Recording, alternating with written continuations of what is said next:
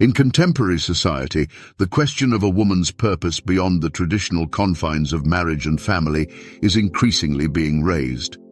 What does it truly mean when a woman chooses solitude not as a forced measure, but as a conscious choice, a path to a profound connection with herself?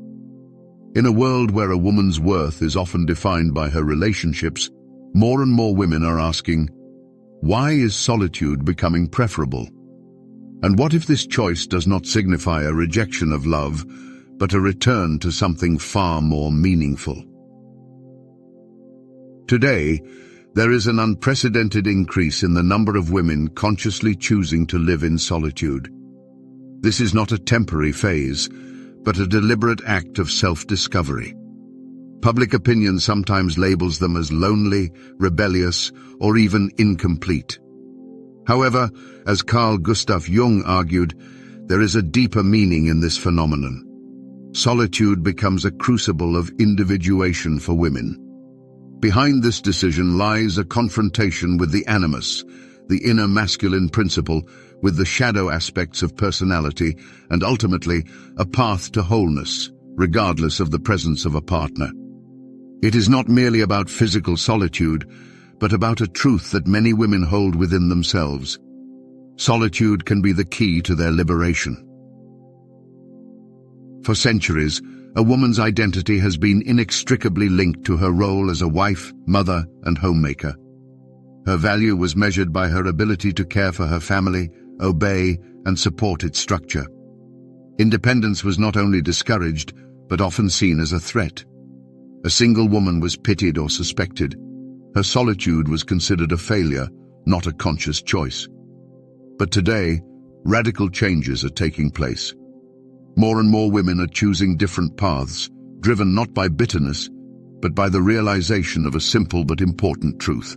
Life satisfaction does not necessarily have to be linked to having a partner.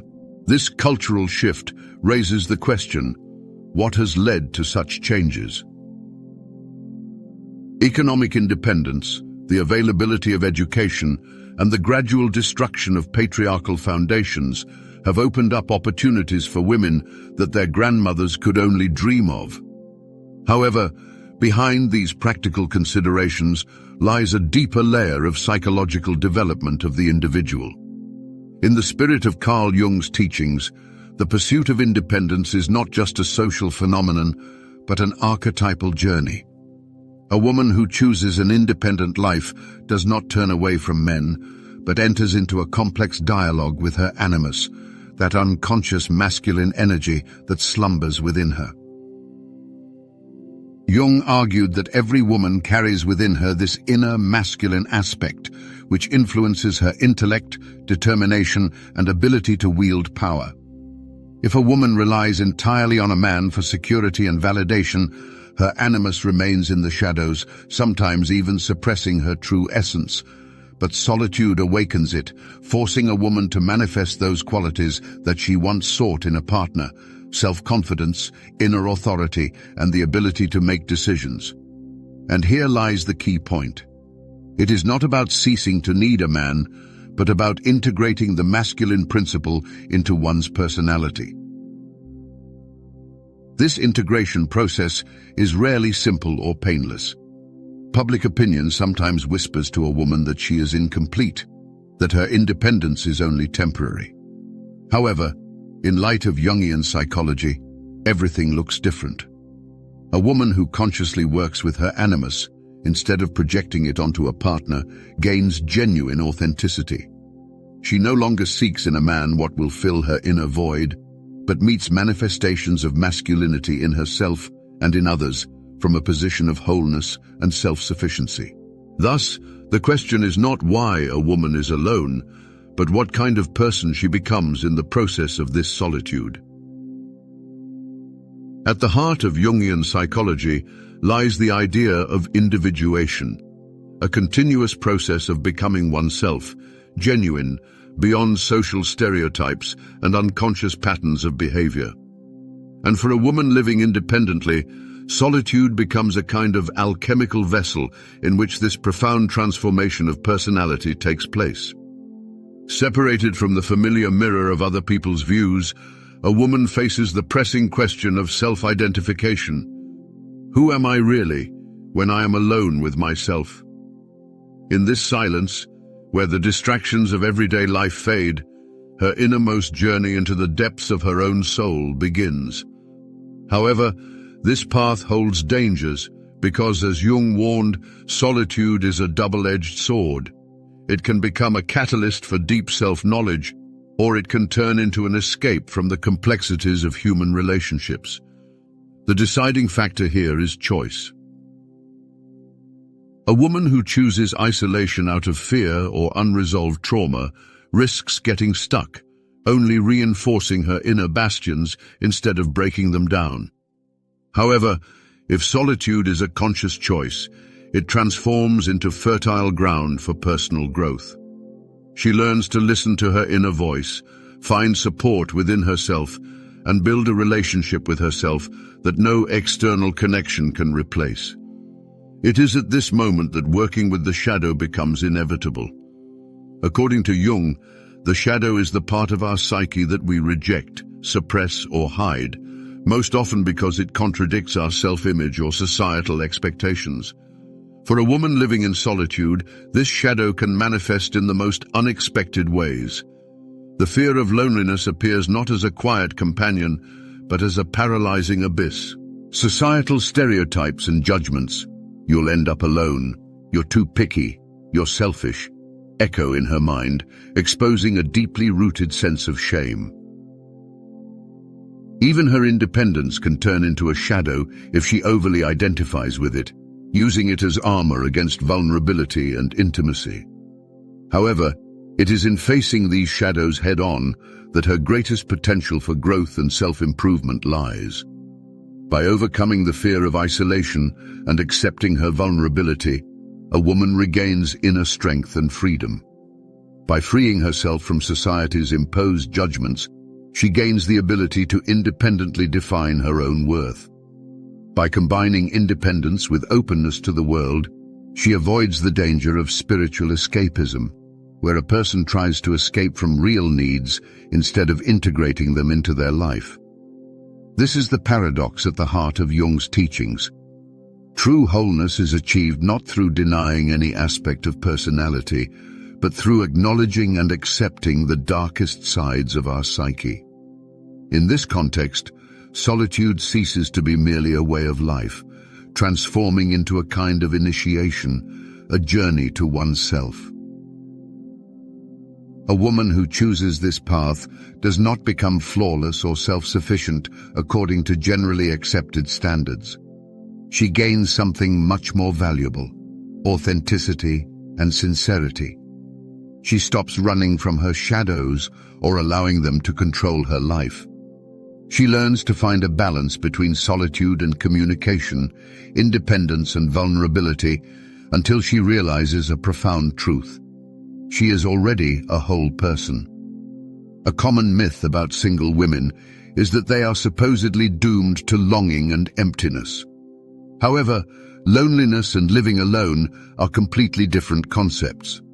Loneliness arises from a sense of alienation, while living alone can be a conscious choice, a space for deep connection with oneself. As Jung would say, a woman who embraces her solitude does not lack connections. She simply redefines them. She may feel lonely from time to time, but she discovers within herself the ability to feel at home within herself. An ability that many people, desperately clinging to relationships out of fear, never develop. There is a common misconception that a woman who chooses solitude is rejecting her femininity, as if the essence of her being is defined only by the presence of a partner. However, Jung's profound research completely refutes this outdated concept. In Jungian understanding, true femininity has nothing to do with external attributes or social roles. It is an inner strength, a special state of soul, harmoniously combining receptivity, developed intuition, creativity, and resilience. A woman living alone not only does not reject her femininity, but often deepens it, freeing herself from society's imposed projections and expectations that once constrained her.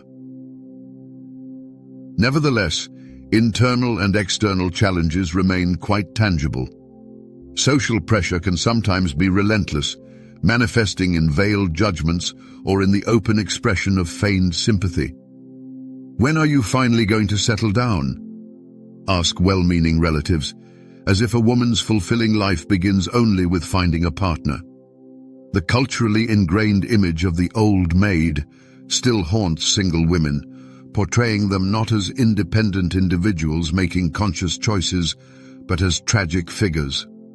Unfortunately, some women succumb to this influence, begin to doubt themselves, and see their independence not as a strength, but rather as a flaw. In this context, it becomes crucial to distinguish between healthy solitude and isolation. Healthy solitude is a conscious choice, a dynamic state in which a woman meets alone with herself and the surrounding world, guided by her own principles. Isolation, on the other hand, is often an escape from reality, a defensive reaction to unresolved internal conflicts. In his teachings, Jung emphasized that the goal of psychological growth isn't to shun human connections, but to engage in them from a place of inner wholeness and harmony. A woman retreating into isolation risks avoiding her shadow, the unattractive aspects of her personality. Conversely, a woman consciously choosing solitude gains the opportunity to confront this shadow directly. Therefore, the real task lies not only in resisting socially imposed myths, but also in honestly assessing whether solitude serves as liberation or merely as a way to escape internal problems. A solitary woman must constantly analyze this contradiction, asking herself, "Am I here because I'm running from something, or because I'm striving towards my true self?" The answer to this question will determine whether her solitude becomes a prison, limiting her potential, or opens the gates to profound self-discovery, unwavering authenticity, and, ultimately, a life dictated by her own values and beliefs. Delving into the depths of Jungian archetypes of femininity reveals an undeniable truth. The path through solitude has historically served as a rite of passage, leading to wisdom and self-knowledge. The Great Mother archetype, traditionally associated with care and fertility, offers an even more valuable lesson in its shadow form, the ability to care for oneself. A woman's solitude doesn't signify her departure from this archetype. Rather, it becomes an act of transformation, turning her into both the mother and child of her own life story. Similarly, the wise old woman archetype emerges not from interpersonal relationships, but from an alchemical process in which self-knowledge is forged in the crucible of solitude. This is the sacred paradox. By renouncing traditional female roles, a woman often discovers her true essence. Mythology and psychology agree that self-sufficiency has always been a path to spiritual development. In ancient cultures, female solitude was not only not condemned, but revered as a sacred state. From the virgin goddess Artemis, freely and independently wandering the forests, to the priestess oracles of Delphi, whose wisdom grew from chosen seclusion. These archetypes remind us that solitude, often belittled by modern society, has historically been recognized as a sacred space, a fertile ground for profound personal transformations. Carl Jung viewed this process as an integral part of individuation, the inner journey where the true self emerges through the rejection of external attributes. A modern woman embarking on this path thus enters a centuries-old tradition of female self-empowerment. History provides many striking examples of women who drew strength from solitude. Consider Artemis, the Greek goddess who rejected marriage for the freedom to roam wild lands. Her independence was not an escape, but a devotion to her true nature. or Virginia Woolf, whose essay, A Room of One's Own, describes the psychological need for personal space that Jung considered necessary for female creativity. These women did not simply live in solitude, they used it as a crucible for developing genius and achieving self-realization. Even in myths and legends, such as the image of Baba Yaga, the simultaneously frightening and wise woman from Slavic folklore, we see a deep societal need for women who stand apart and a fear of them at the same time. And today we hear echoes of this theme. Modern women share their revelations gained in solitary journeys, an artist who found her voice after years of silence, an entrepreneur who learned to trust her intuition without needing constant validation from others, a healer who discovered her gifts in seclusion. These stories confirm Jung's idea that some truths are revealed only in solitude. One woman speaks of years spent alone with herself. I stopped portraying femininity and started living it. Another confesses, in the silence, I discovered parts of myself that I thought were long lost. These testimonies speak to a universal truth. A woman who dares to be alone often finds that she has never been alone at all, but is in deep connection with herself. This stage of self-discovery leads to a radical re-evaluation. What if living in solitude is not a flaw, but a manifestation of a deep connection to the female divine within us? A woman walking this path follows the priestesses, mystics, and creators of past centuries, transforming her solitude not into emptiness, but into a sacred space where the quiet voices of her profound wisdom can finally be heard. In the Jungian understanding, she achieves what many strive for, but only a few find, not just independence, but true individuation, a return to her wholeness. Carl Jung's perspective reveals to us that a woman's decision to remain alone with herself is not merely a choice of lifestyle, but a deep dive into the psychological and spiritual aspects of being. Solitude appears as a mirror reflecting unlived moments, as the animus demanding integration, as the shadow that must be faced, and as the social stereotypes that must be shattered to achieve wholeness. This path is not a rejection of interpersonal connections, but the creation of a solid foundation for a relationship with oneself. Thus, a woman joins the ancient archetype of feminine wisdom, standing alongside those women and mythical heroines who found their sovereignty in solitude. The truth is simple, yet radical. Living alone does not mean rejecting men, but accepting oneself entirely.